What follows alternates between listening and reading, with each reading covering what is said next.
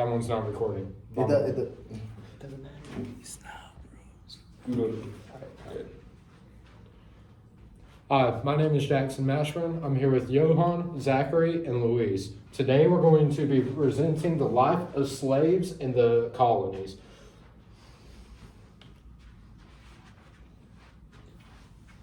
When Native American slavery being in the colony, Native American being in Galveston in 1916, with India guys being held captive from the Anglo Prohantian War. Provincial War.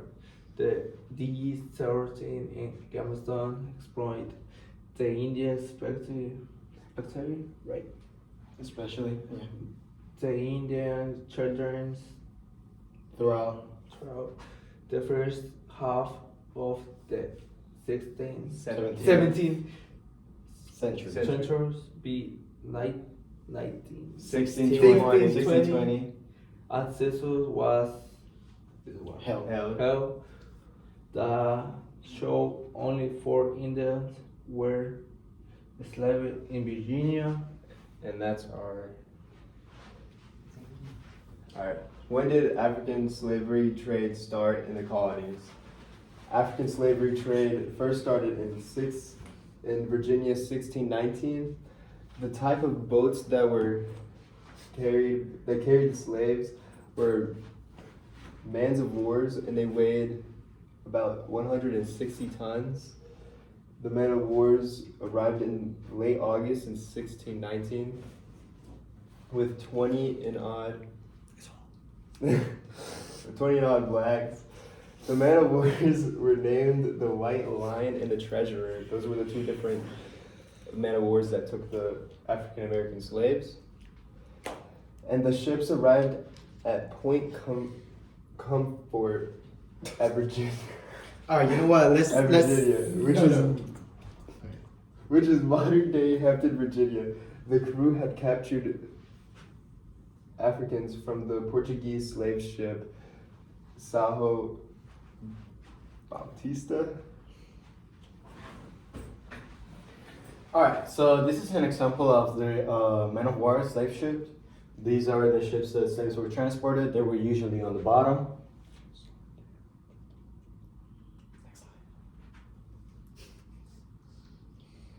So, what were indentured servants? How did they work?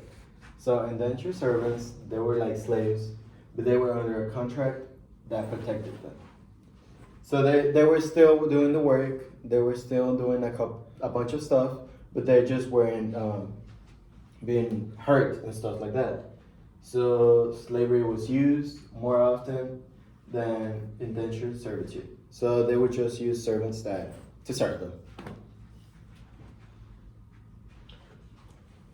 What was slavery like in the colonies? This is a question I personally wondered about when making this slide. It's a question I thought about a lot whenever we were designing this presentation. So, what was slavery like in the colonies? In many colonies, enslaved people could not testify in a court of law, own guns, gather in large groups, or even go out at night. I don't know about you, but me personally, that would make me feel really bad if I wasn't able to do many of the liberties and privileges I enjoy today. Most of these enslaved men and women were in the South, primarily Virginia, South Carolina, North Carolina, Georgia, Alabama, just to name a couple of states. The South was a big harbor of slavery. Slavery had Africans and Native Americans as their slaves.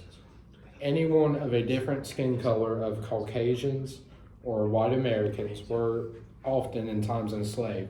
And it wasn't just relegated to black African Americans. A lot of times Native Americans were enslaved as well. How rapidly did slavery develop and advance? Now, slavery advanced pretty fast inside of the colonies. In the year 1776, all the 13 colonies have now had slavery. and it's been a few years since then.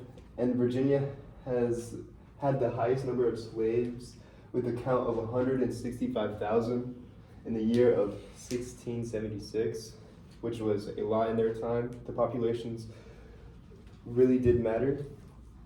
The total number of slaves in the colonies in 1776 is 502,132. During 1770, and of all the slave laws became a thing, and they started all changing the colonies in their own different ways. What were the first laws of slavery? The first law of slavery. Slavery. Had the slave code. The first one to adopt slave codes were Virginia. The slave codes were the slaves were no able to leave the plantation without where permission scribed a white man even slave defense boy or she goods or here tempts slave out.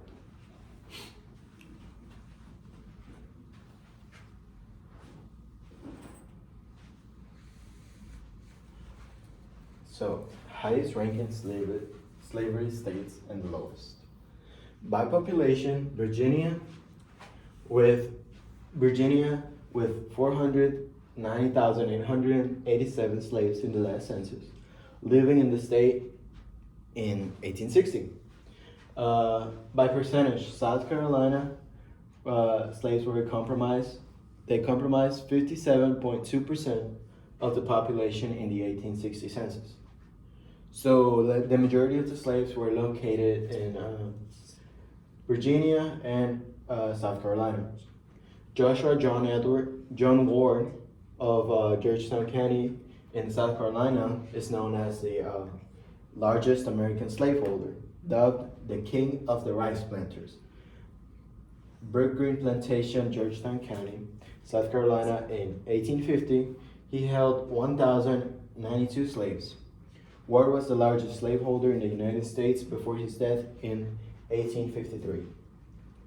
In 1850, Maryland, Southern Counties, Anne Arundel, Calvert, Charles, Prince George, and Montgomery were home to 50,000 whites, 9,500 blacks, over 48,000 slaves.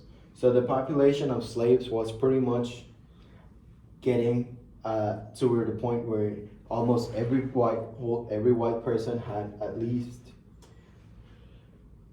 some of them had more than 10, 15, depending on the plantations and how big their job was.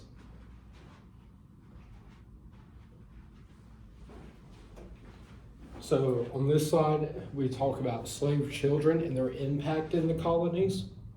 So slave children had a vast role and a very big impact on the economies and states that they were both enslaved in. Slave children were normally born into slavery, and in the slave codes it says that the children were inherited into slavery. So if you had a slave and they had a kid, that kid would then become your property. Now it is a note that some slave children were also captured, and not all were born into, but the vast majority were born into slavery, and therefore became property of their mothers and fathers' owners. In 1780, Pennsylvania, there was a new law passed for slavery for children. It was called gradual emancipation. The new law was a big step forward to these children, even though it was still unfair to them. Gradual emancipation allowed for the abolishment of slowly, and the slaves were more normally released at the age of 28. This means that slave children that were born into slavery still stood a chance of gaining their freedom once they turned 28. With this law, it still wasn't fair, and it still didn't make it right, but it was a step towards emancipation, which was big in the slave community and in slavery's history in the American colonies.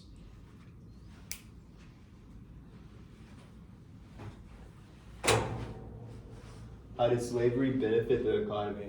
Slavery really did help out the beginnings of the colonies and with their economy because of how much help they needed with the labor.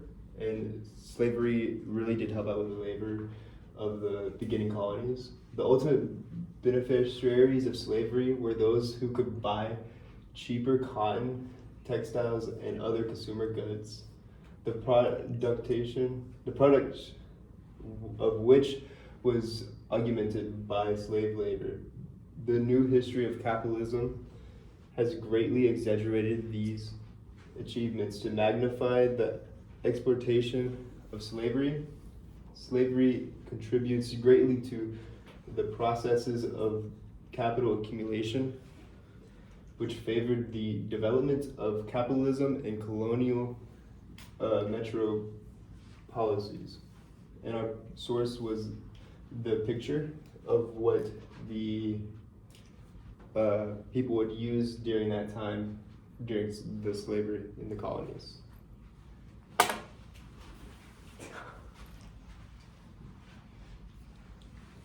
So, physical treatment towards the slaves. Slavery was cruel to most of the black slaves, especially to the field hands. So, not only did they continue with slavery, they also treated them roughly, especially for mostly it was men, but it was also directed towards women and children who also had to do some labors. Slaves were beaten, whipped, castrated, branded, pierced, hand limbs amputated, and their sons and overseers. In the southern economy, it prevented the development of industry, and cities contributed to the high debt and land depletion and the lack of technological innovation. So, slaves contributed a vast majority towards the new economy. They primarily contributed with rice, but in the end, they moved more towards textiles, producing cotton. South Carolina had was one of the major producers of cotton, and that all changed with the invention of the cotton gin. Also, the primary source is paper news, which it shows the scars and the backs of the slaves. It also shows how some of them were put in shackles so they wouldn't run away. They had guards, and if they managed to run away, they would end up being chased, killed, and some of them would return. The most particular way that slaves were beaten was they were being whipped. And that sums it up towards the physical treatment of the slaves. So, with now understanding how slaves were treated, how people became slaves, and how they lived their life, let's now talk about how did slaves become free? A big question that many slaves often thought, how do I become free? The way indentured servants became free was by fulfilling their terms in their contracts. Now, this did not apply to slavery. This solely applied to indentured servants who were under contract. Now, whenever their time was up after serving, whoever their contract was leased to, then they would gain their freedom and be emancipated. But oftentimes that was for many, many years. There were multiple different ways for slaves to become free in the colonies. One way was for them to buy themselves out of slavery with money. Now, this was often very hard because slaves were not allowed to learn how to read or write, often weren't allowed to run their own businesses and to even make their own money. So it was very hard for slaves to save up enough money to buy their freedom, and oftentimes was even very unrealistic. Another way to become free was risky, and that was to do an escape. So to do an escape, slaves would often have to run away from their masters using a system called the Underground Railroad, which oftentimes helped them to connect to people that would help them gain their freedom by traveling to northern states. Once they were in northern states, they still had to fear, though, because slave owners and bounty hunters were allowed to come after them and recapture them into slavery. So there was never a surefire way to be able to know you're free even after you escaped. The last and final way to become free was to be freed by the master. This was not a common way. In fact, it was the rarest of the three ways to become free. Most of the time, masters wanted to keep their slaves in their house and their household name, and oftentimes wanted to pass them down through inheritance. So a lot of times these slaves would just continued being put back into the cycle with the new master, oftentimes never gaining their freedom. This is a way, but as it stated, it was one of the most rare ways and very rarely ever happened.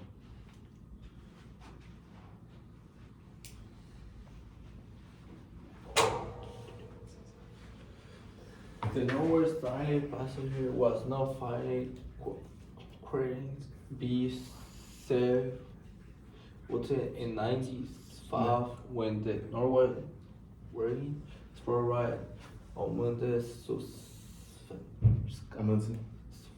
native the Triacheros Midland section of the Pacific and emerging in the Belfort, Siamos, and West Creole had chased out in 93. In the convert 47 to Henry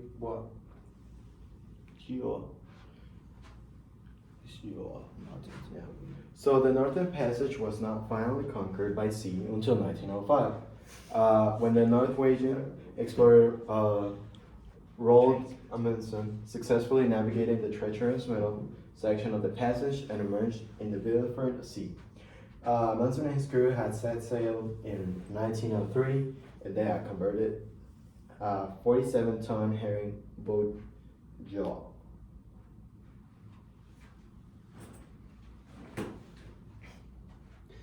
The Liberator. The Liberator was a newspaper that came out weekly, and The Liberator was a newspaper of abolishment crusader and William Lloyd Garrison for 35 years. January 1st of 1831, December 29th, 1865. It was the most influential anti-slavery newspaper around in the Civil War during the colonies.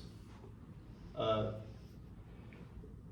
period of the U.S. history, although The Liberator was published in Boston and claimed a paid circulation of only 3,000, it reached a much wider audience with its uncompromising advocacy of immediate emancipation for the millions of black Americans held in bondage throughout the South of the country. And this is a picture of the Liberator newspaper, and that is our primary source for this slide.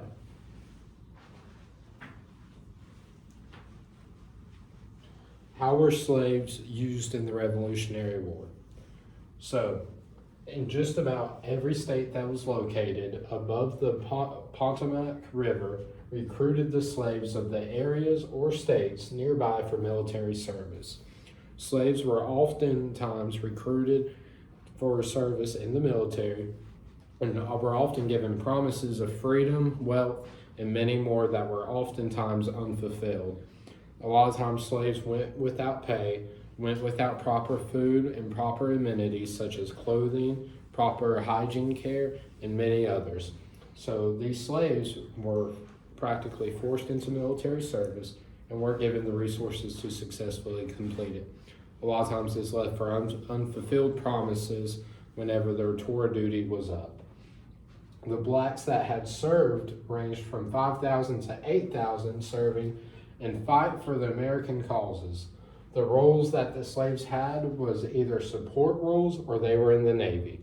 A lot of times slaves were not allowed into direct combat fighting on land, were oftentimes given roles in the rear, such as support and such as in the Navy, manning ships that were ran by the American Navy. And this is our source right here, but one thing I would like to mention is that the British, when trying to recruit slaves from the American colonies, oftentimes promised freedom and promised homes in London and Great Britain. And a lot of times these promises were fulfilled by the British side, and the American side did not fulfill their promises.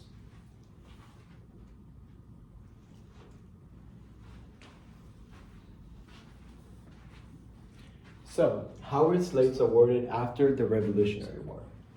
After the Revolutionary War, slaves that had participated in the war efforts were given freedom, award as well as they were given freedom and a monetary aid of $50. Now this wasn't a lot, but slaves now, the ones that the United States actually did fulfill the promise towards their freedom, they now had a little bit of money, but the problem was the same because since they were enslaved, they didn't know how they didn't have any land, they didn't know how to work. Most of them left their families behind. Some of them worked towards paying their freedom of their families, and some of those weren't able to buy their families freedom. So the slave owners were compensated for their slaves being freed by the federal government. So it was kind of a give for both, but the slave owners were still making profit out of the ones that the government freed. So they weren't losing a lot of money. So they could either choose to purchase more slaves and hide them, hoping that the government wouldn't find them, or just as soon as the government frees them, you purchase another, and so on. That was the cycle.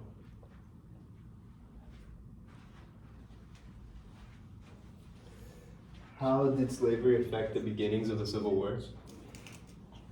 Slavery was a big reason of why the Civil War started. In the South wanted to keep their slaves, while the North wanted to get rid of slavery and abolish it. The cotton gin made slavery more profitable for the South, as well because the South produced most of the cotton, and the cotton gin made cotton picking a lot easier and faster for the slaves, so then the slave owners made more money. All of this made the South mad because the North wanted away with their slavery, and the slaves made more money off of it. The cotton gin, the machine that helped the South pick more cotton. The cotton gin was made by Eli Whitney in 1793. The cotton gin made slavery more profitable and made the South want to use slaves more, since slavery and cotton were more profitable. And all of this want of wanting to use more slaves helped begin the Civil War in different ways.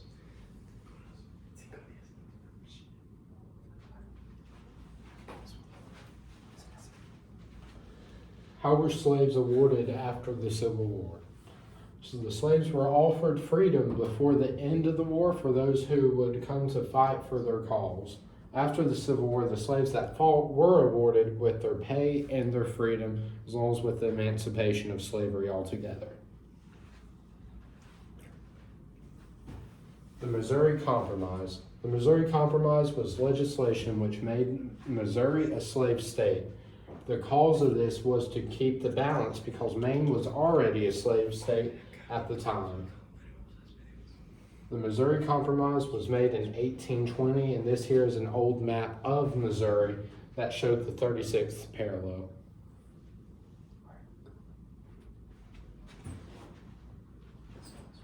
So, the Monroe's Doctrine. Monroe's Doctrine in the U.S.